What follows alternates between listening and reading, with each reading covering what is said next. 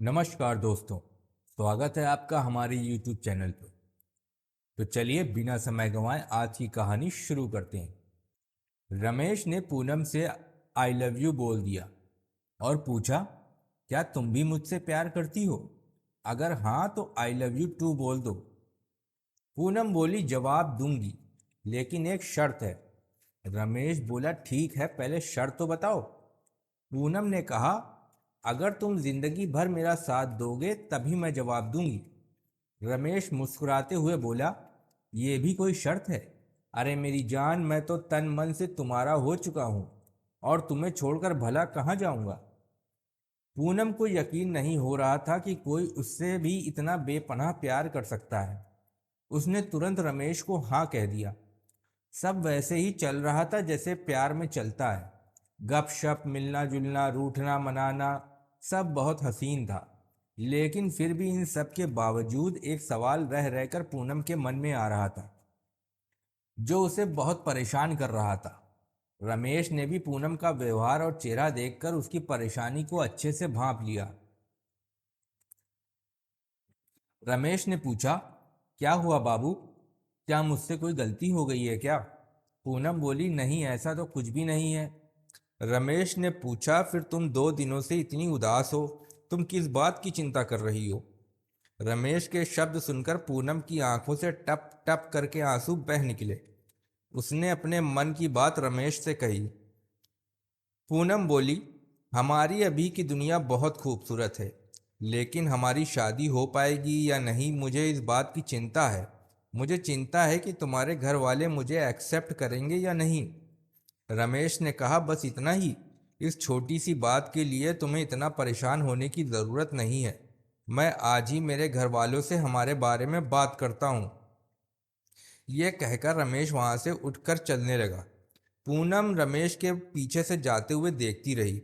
रमेश वहाँ से तुरंत अपने घर पहुँचा और अपने माँ बाप से कहने लगा, मम्मी पापा, मुझे आप दोनों से बहुत इम्पोर्टेंट बात करनी है।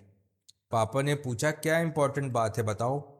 मम्मी बोली, बेटा क्या बात है जो इतनी ज़रूरी है, हमें भी तो जाने। रमेश ने कहा, मम्मी पापा, मैं एक लड़की से प्यार करता हूँ।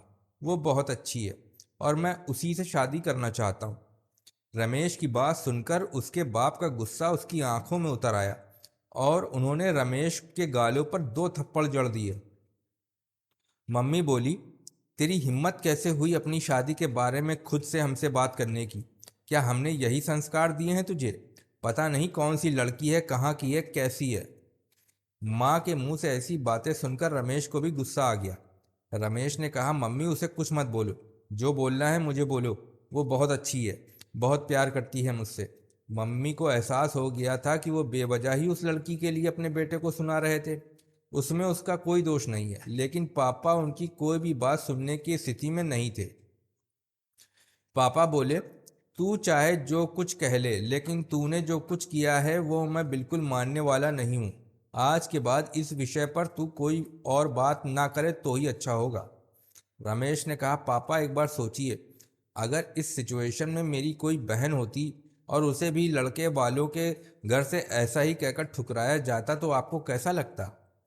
बेटे का ये सवाल सुनकर बाप उसकी तरफ देखता ही रह गया। उसके पास इस सवाल का कोई जवाब नहीं था। बेटे ने ये लड़ाई जीत ली थी। इस एक सवाल ने ही माँ बाप से पूनम के लिए हाँ करा दी थी। माँ बाप ने बिना पूनम को देखे ही शादी के लिए हाँ कर दी। अब घर पर बात करने की पूनम की बारी थी। पूनम ने कहा, मुझे बहुत डर लग रहा है। मेरे पापा बहुत गुस्से वाले हैं, बहुत मारेंगे मुझे अगर मैंने इस विषय को छेड़ा तो। रमेश बोला, ऐसे कैसे चलेगा, कुछ तो करना ही पड़ेगा ना। पूनम ने कहा, तुम आ जाओ ना मेरे घर बात करने के लिए। तुम एक बार बात शुरू कर दोगे तो मैं आगे संभाल लूंगी। रमेश ने कहा, पक्का तुम संभाल लोगी ना, पहले प्रॉमिस करो। पूनम बोली, हाँ बाबा, पक्का प्रॉमिस। रमेश ने कहा, ठीक है, तो मैं आता हूँ कल तुम्हारे घर, ओके? पूनम बोली, ओके। जैसा कि तय हुआ था, रमेश पूनम के घर पहुंचा।